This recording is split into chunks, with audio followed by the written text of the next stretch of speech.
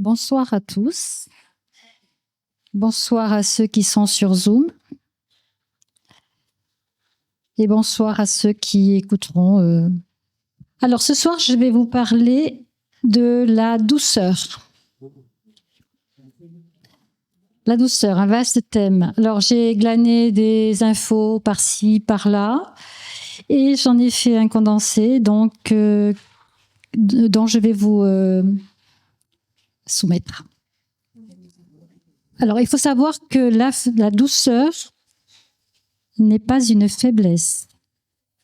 Bien au contraire. C'est une force.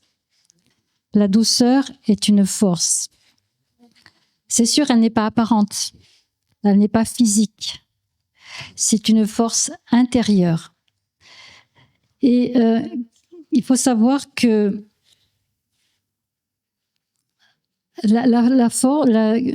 quelqu'un de doux, c'est quelqu'un qui a de la patience.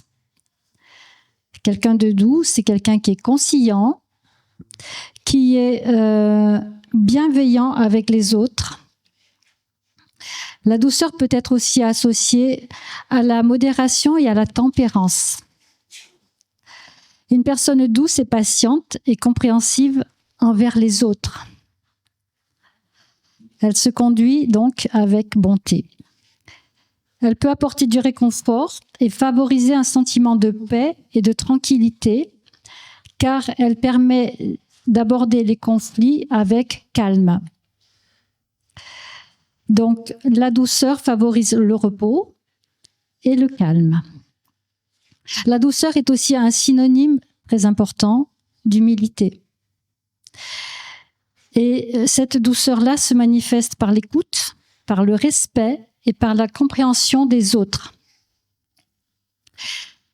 Alors, évidemment, nous allons voir dans la Bible qu'il y a beaucoup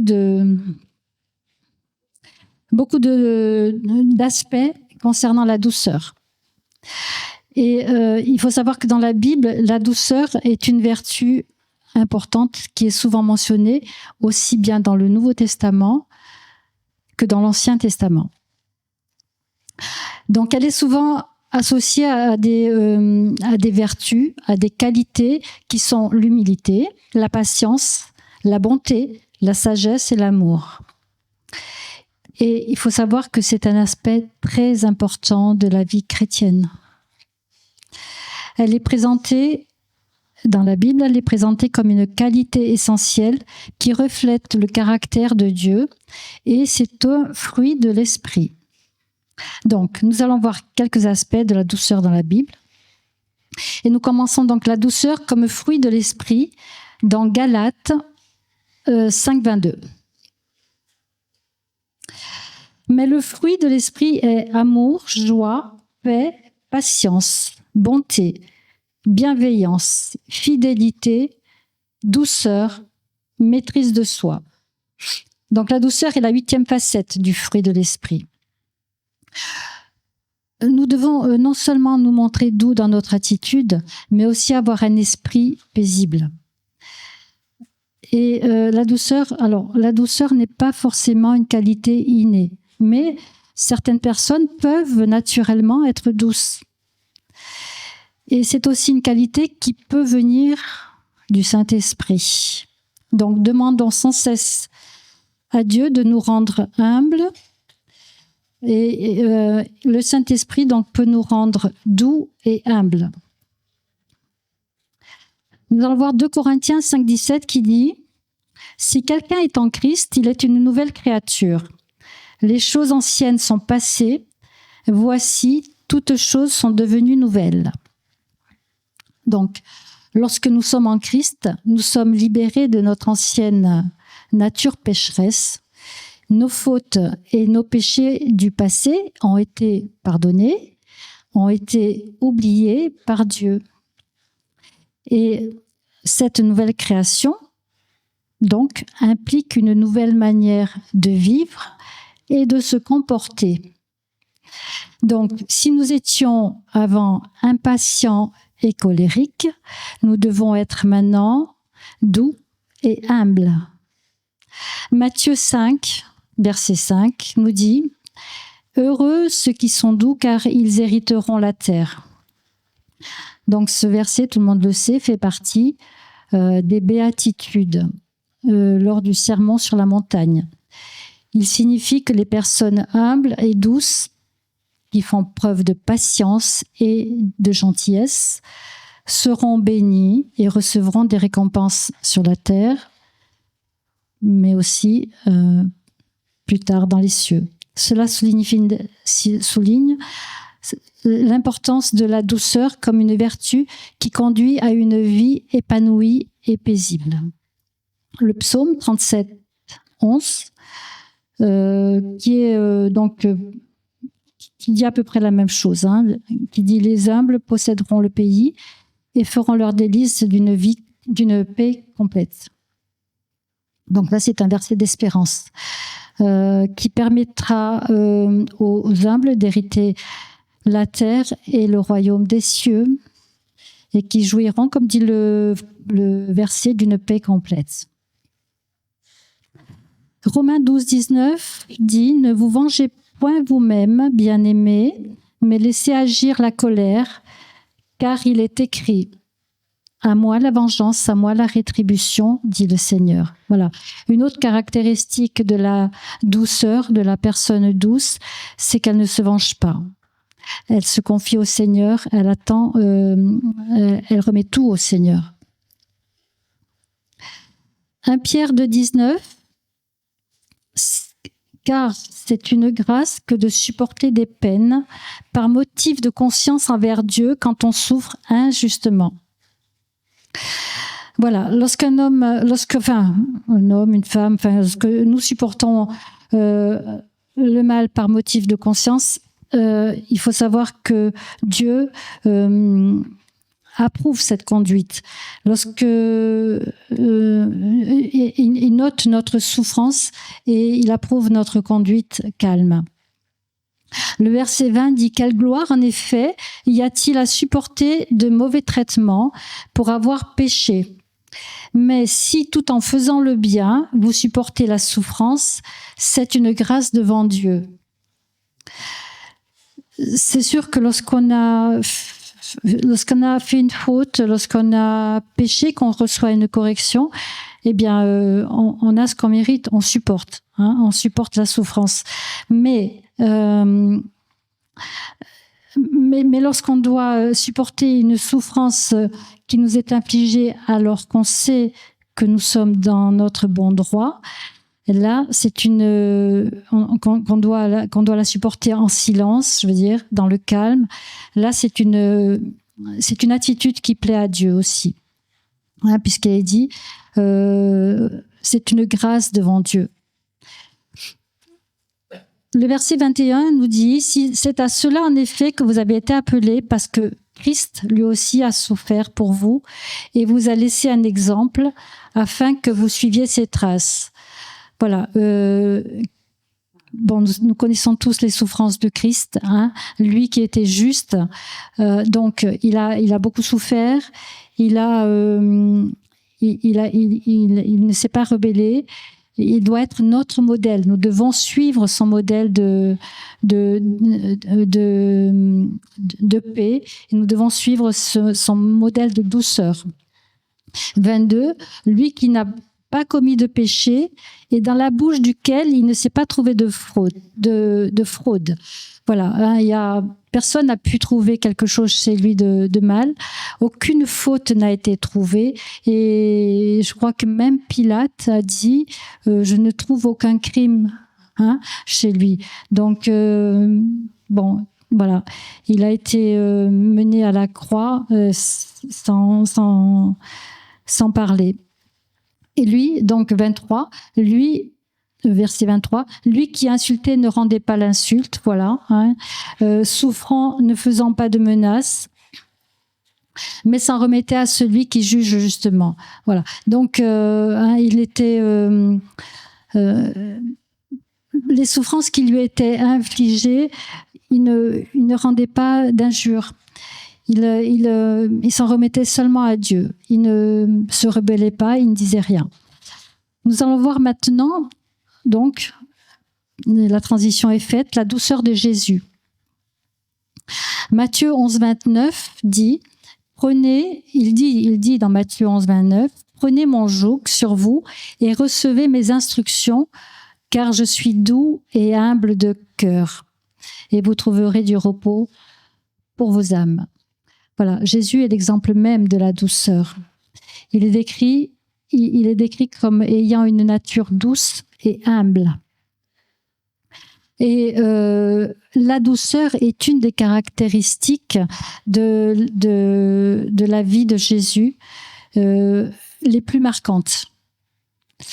Il dit, d'ailleurs, il a même lui-même enseigné à ses disciples, « Recevez mes instructions, car je suis doux et humble de cœur. » Matthieu 12, 19 dit, « Il ne contestera pas, il ne criera pas, et personne n'entendra sa voix dans les rues. » Le verset 20 dit, « Il ne brisera pas le roseau froissé, et il n'éteindra pas le lumignon qui fume, jusqu'à ce qu'il ait donné la victoire à la justice. » Donc, nous voyons que ce verset de Matthieu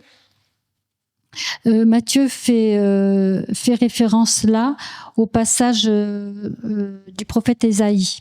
Il cite la prophétie d'Ésaïe dans le chapitre 42, verset 2.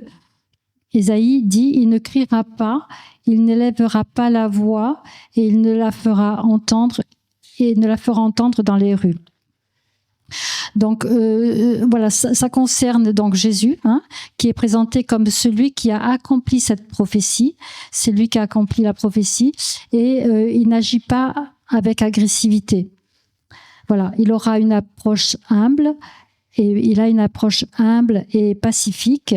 Et le verset nous dit, il ne criera pas et il n'élèvera pas la voix.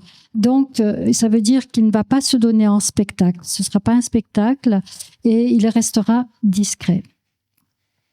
Le verset 3 d'Ésaïe nous dit, il ne brisera pas le roseau broyé et il n'éteindra pas la mèche qui faiblit. Il relèvera le droit selon la vérité. Voilà. Donc Jésus ne traite pas avec brutalité ceux qui sont déjà faibles, mais il est doux et compatissant. Et il ne détruit pas ce qui est en train de s'éteindre, mais au contraire, il va souffler pour que la flamme reprenne et pour la ranimer. Et donc ces versets mettent bien en lumière la douceur et l'humilité de Jésus. Jésus incarne la perfection. D'ailleurs, tout est parfait chez lui. Donc même ce passage-là, il est parfait. Matthieu 21, 5. Voilà, on va voir encore 2 ou 3 passages de la douceur du Seigneur. Matthieu 21, 5 dit à la fille de Sion, « Voici ton roi vient à toi, plein de douceur, et monté sur un âne, sur un ânon, le petit d'une ânesse. » Voilà, toute la douceur de Jésus se révèle dans ce verset. En fait, c'est le roi des rois, c'est le Seigneur des seigneurs, il a tout créé. Il a créé les cieux, la terre et tout ce qu'elle renferme. Mais il est doux et humble. La douceur est l'humble, à tel point que pour rentrer parce que là, il rentre dans Jérusalem, à tel point qu'il n'a pas pris un cheval pour entrer dans Jérusalem. Il aurait pu prendre un cheval, mais il a pris juste un ânon, petit d'une ânesse. Donc l'ânon aussi, qui est à mon avis un signe d'humilité. Voilà, on voit toute la douceur et l'humilité de Jésus dans ce verset. 2 Corinthiens 10, 1. « Moi, Paul, je vous prie par la douceur et la bonté de Christ. » La douceur et la bonté de Christ. Donc même Paul parle de la douceur et de la bonté de Jésus. Donc ces deux qualités doivent en fait être aussi les nôtres. La douceur et l'humilité. Et en fait, Jésus qui a été l'homme le plus fort que la terre n'ait jamais porté, eh bien, il a été le plus humble aussi que la terre n'ait jamais porté. Amen. Merci Seigneur. Ésaïe 53, 7 nous dit « Il a été maltraité, il s'est humilié, Il n'a pas ouvert la bouche, semblable à l'agneau qu'on mène à la boucherie, à une brebis muette devant ceux qui l'attendent. Voilà toutes les souffrances qu'il a endurées, toutes les souffrances, comme nous a dit Patrice tout à l'heure. Il a souffert la croix, la couronne d'épines, les insultes, les crachats, toutes ces souffrances-là qu'il a subies, il les a subies en silence. Il a fait preuve là aussi. Là aussi, nous voyons la douceur de Jésus et la patience qu'il a eue. 1 Roi 19:12 nous dit « Après le tremblement de terre, un feu. L'Éternel n'était pas dans le feu. Enfin, après le feu, un son doux et subtil. » Voilà. Là aussi, nous voyons le son doux et subtil qui signale la présence de Dieu. Maintenant, nous allons voir la douceur dans les relations. Et la Bible nous encourage donc à avoir de la douceur dans nos relations les uns avec les autres. Colossiens 3:12 nous dit « Ainsi donc, comme des élus de Dieu, saints et bien-aimés, revêtez-vous d'entrailles de miséricorde, de bonté, d'humilité, de douceur. » On retrouve l'humilité, la douceur, de patience. Donc, toutes ces vertus, on les a vues tout à l'heure, elles font partie du fruit de l'esprit. Et elles sont indispensables si on veut maintenir l'unité dans l'Église. Le verset 13 nous dit « Supportez-vous les uns les autres et faites-vous grâce réciproquement. Si quelqu'un a à se plaindre d'un autre, comme le Christ vous a fait grâce, vous aussi faites-vous grâce. Faites de même. » Donc, nous avons tous nos qualités et nous avons tous nos défauts. Nous aimons les qualités des uns et des autres et il faut supporter aussi les défauts des uns et des autres. Et il faut les supporter dans le calme et la patience aussi. Voilà. Tite 3:2 nous dit « Ne médire de personne, être pacifique, modéré, plein de douceur envers les hommes. » Donc, ce qu'il faut, c'est bien sûr ne pas dire du mal de personne, pas de médisance, pas de calomnie, pas de murmure, mais toujours être pacifique, bienveillant, doux et patient. 1 Pierre 3:4 nous dit « Mais la parure intérieure est cachée dans le cœur. La pureté incorruptible d'un esprit doux et paisible qui est d'un grand prix devant Dieu. » Voilà, il y a deux sortes de parures. Donc, il y a la parure extérieure, que tout le monde voit, et il y a la parure extérieure qui est donc physique, que tout le monde voit, et il y a la parure intérieure qui est spirituelle. C'est la parure du cœur. C'est la parure du cœur, c'est la vraie beauté. Et c'est la parure qui est cachée, mais que Dieu voit. Dieu seul voit la parure intérieure. Et donc, c'est une parure personnelle, d'un esprit, comme dit le verset, d'un esprit doux et tranquille. Et cette parure-là, elle est d'un grand prix devant Dieu. La douceur, donc, est une parure de grand prix. Jacques 1:19 « Sachez-le, mes frères bien-aimés, ainsi que tout homme soit prêt à écouter, lent à parler, lent à se mettre en colère, car la colère de l'homme n'accomplit pas la justice de Dieu. » Donc nous devons savoir écouter, apprendre à écouter, à être attentif, à ne pas parler à la légère, surtout quand on est sous l'emprise de la colère. Donc il faut rester calme, se taire, se mordre la langue, ne rien dire. Voilà. Donc il faut être attentif à ne pas dire des mots qui dépassent notre pensée des fois. Maintenant, nous allons voir la douceur dans la correction. Et la Bible enseigne que la correction doit être faite aussi avec douceur. Nous voyons dans 2 Timothée 2:24 Car il ne faut pas que le serviteur du Seigneur ait des querelles. Il doit au contraire être affable envers tous, avoir le don d'enseigner et de supporter. Voilà, donc le verset nous dit que le serviteur du Seigneur ne doit pas avoir de querelle, mais au contraire, il doit se montrer affable, il doit avoir le don d'enseigner et le don de supporter. Il doit redresser, le verset 25 nous dit, il doit redresser avec douceur les adversaires. Donc, lorsqu'il y a des adversaires qui s'élèvent contre lui, il ne doit pas donc agir,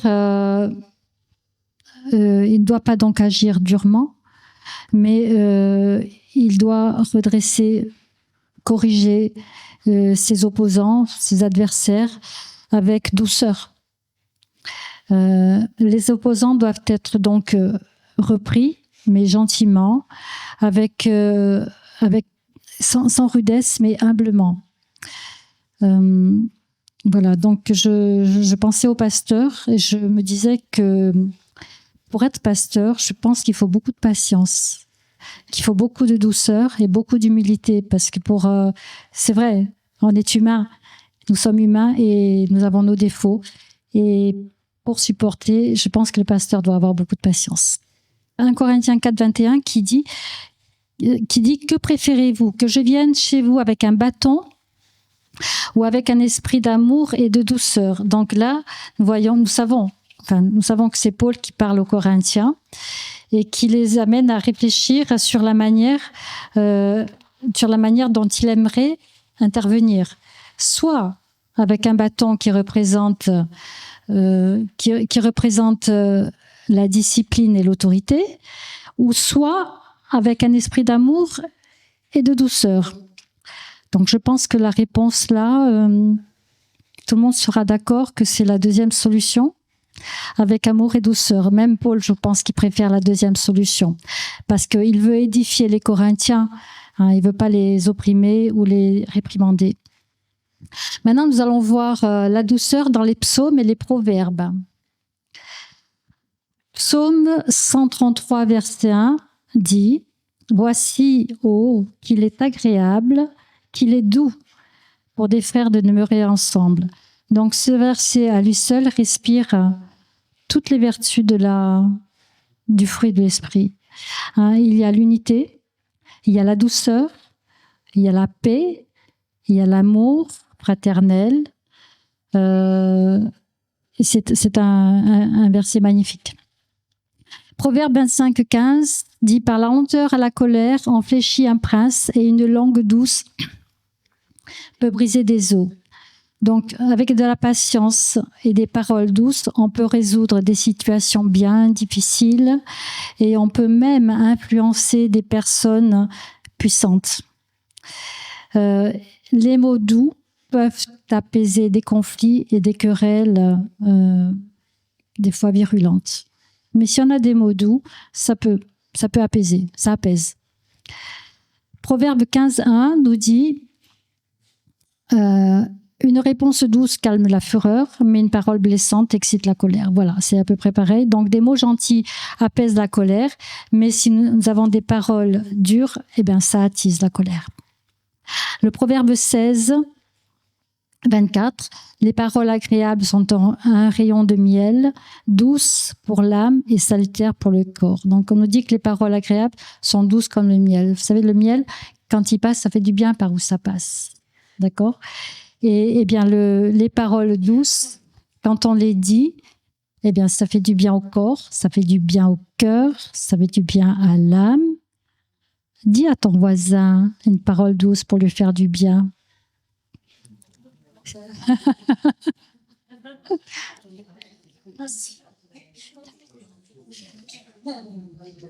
Ça fait du bien de recevoir une parole douce.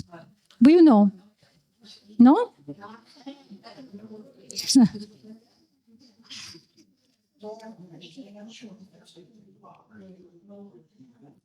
Maintenant, nous allons voir la douceur dans l'amitié. Proverbe 27.9. L'huile odorante et les parfums mettent le cœur en joie, mais la douceur de l'amitié réconforte le cœur. Donc, ce verset nous dit que la douceur d'un ami vaut mieux qu'une huile précieuse, qu'un parfum précieux. Et moi, je dis que c'est vrai. C'est vrai. Si on doit, je veux dire, si je devrais choisir entre un parfum précieux de grand prix ou un ami véritable, je prends l'ami véritable. Amen. Philippiens 4:5, que votre douceur soit connue de tous les hommes. Le Seigneur est proche.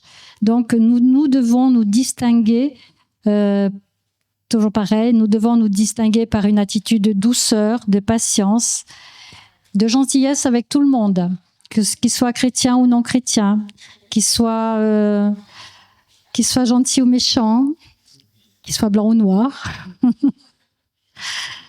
Tout le monde. Il a dit tout le monde. Zacharie 7:9, ainsi parlait l'Éternel des armées, rendez véritablement la justice et ayez l'un pour l'autre la bonté et de la miséricorde. Voilà. Maintenant, nous allons voir la douceur dans la sagesse. Alors, je vais vous lire un passage de Jacques que j'aime beaucoup et qui se passe vraiment de commentaires. Parce que les versets, voilà, ça se passe de commentaires. Je vais vous les lire. Jacques 3:13. Lequel d'entre vous est sage et intelligent? Qu'il montre par sa bonne conduite ses œuvres empreintes de douceur et de sagesse. Mais si vous avez dans votre cœur une jalousie amère et de la rivalité, ne vous glorifiez pas et ne mentez pas contre la vérité. Verset 15. Cette sagesse n'est pas celle qui vient d'en haut, mais elle est terrestre, charnelle, démoniaque. Car là où il y a jalousie et rivalité, il y a du désordre et toute espèce de pratique mauvaise. Verset 17.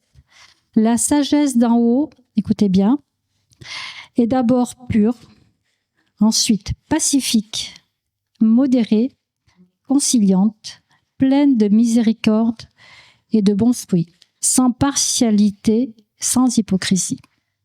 Ça se passe de commentaires. Tout le monde a bien compris. 1 Timothée 6:11 nous dit « Pour toi, homme de Dieu, fuis ces choses et recherche la justice, la piété, la foi, la charité, la patience, la douceur. » Dans ce verset, il y a marqué la charité, mais la charité, c'est, dans certaines versions, c'est l'amour.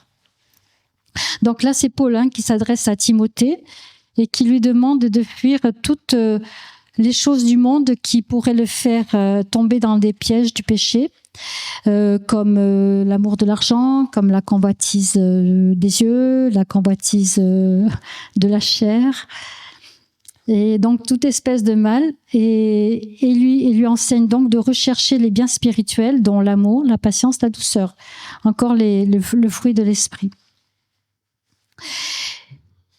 Et donc, une étape donc pour, j'en terminerai avec ça. Une étape donc pour obtenir la douceur, c'est d'obtenir l'humilité. Et un aspect essentiel pour cultiver l'humilité est d'apprendre à gérer ses émotions. Nous vivons dans un monde, je trouve assez cruel. Il y a beaucoup de tensions dans tous les jours. On voit des situations qui nous feraient perdre notre calme. Et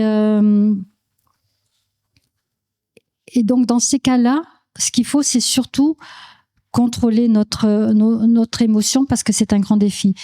Et je vais vous raconter un petit témoignage qui s'est passé il y a assez longtemps, je pense. Donc j'étais en voiture avec Jean-Claude. Jean-Claude, pour ceux qui n'ont pas connu, c'était mon mari. Et c'était en plein été. On arrivait à un passage piéton qui descendait devant la mairie. Et il y avait un homme qui traverse. Donc Jean-Claude s'arrête pour le laisser passer. Et au moment où il démarre, il y a une femme qui déboule. C'était sa femme. Et bon, Jean-Claude, il pile, il s'arrête. Et le monsieur, il lui a fait un geste que n'importe qui, je veux dire, serait sorti de la voiture et il lui a fait ça. Jean-Claude n'a rien dit. Moi, j'ai mordu ma langue. Et on est parti. Et donc voilà, donc c'est un grand défi. Donc prenons un moment pour réfléchir à notre comportement lorsque les choses se déroulent, ne se déroulent pas comme nous l'aurions souhaité. Lorsque quelqu'un nous remet toujours en question nos opinions, et cela même si nous sommes convaincus que nous sommes dans notre bon droit. Alors, comment réagissons-nous face à la critique? Comment réagissons-nous face aux remarques désobligeantes? Ou tout simplement face à une personne qui est de mauvaise humeur ce jour-là? Voilà. Donc, dans ces situations et dans bien d'autres, il est très important d'apprendre à maîtriser nos sentiments avec calme, avec patience, avec amour, avec douceur. Et c'est en maîtrisant donc nos réactions, en étant calme et modéré, que nous éviterons les querelles, que nous éviterons les conflits, et nous commencerons là à nous qualifier pour recevoir le don de la douceur. Amen. Alors prions que le Saint-Esprit nous rende capables de copier l'exemple de Jésus, d'être comme lui, de lui ressembler de plus en plus. Car la douceur, c'est vraiment une vertu essentielle dans la vie du chrétien. C'est essentiel. Pour devenir semblable au Christ, donc, Jésus nous montre comment transformer notre nature pour devenir aussi doux et humble que lui. Amen. Gloire à Dieu. Baissons nos têtes. Alléluia. Seigneur, je te remercie pour ton enseignement, Seigneur. Je te remercie, Seigneur, pour ta parole, Seigneur. Seigneur, c'est vrai, je veux devenir moi aussi douce comme toi, Seigneur. Je veux devenir humble comme toi, Seigneur. Seigneur, mets dans mon cœur, Seigneur, cette humilité, Seigneur, qui me manque parfois, Seigneur. Cette douceur qui me manque parfois, Seigneur, je la veux, Seigneur. Merci, Seigneur, de bénir ton Église, Seigneur. Merci d'étendre tes mains, Seigneur, sur ton Église, sur ton peuple, Seigneur. Merci, Seigneur, de nous qualifier, Seigneur, pour cette douceur qui est la tienne, Seigneur. Merci, Seigneur, parce qu'avec cette douceur, nous évitons bien des conflits et des querelles, Seigneur. Nous te remercions, Seigneur, pour ta présence. Nous te remercions, Seigneur, parce que tu es un Dieu humble. Tu es un Dieu plein de douceur et plein d'amour, Seigneur. Et nous te louons, nous te bénissons pour cela, pour ton grand amour, pour ton amour incommensurable, Seigneur, pour ta douceur et pour ta patience envers nous, Seigneur. Dans le nom de Jésus, sois béni, sois loué. Amen.